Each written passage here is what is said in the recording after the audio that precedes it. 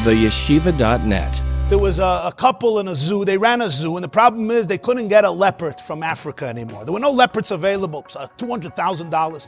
But they needed a leopard. There was an attraction.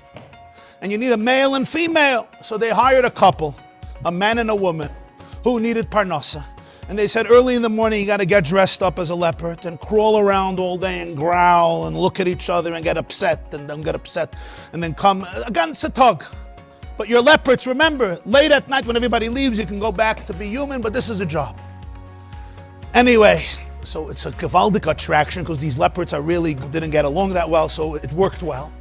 And at some point, they got bored one day. They decided they're gonna have a conversation. So she's like, the female leopard's like, Yankel, was tut sich? Yankel, how you doing?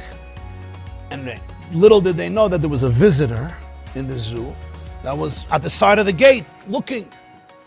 And he heard, was tut sich? Now they were there already a year as leopards.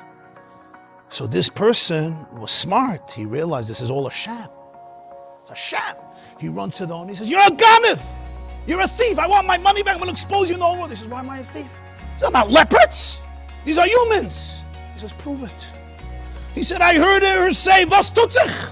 Yankel, was tut sich? He says, give me a break. For a year, they didn't say a word. Once she said a couple of words, it makes her a human being? Come on.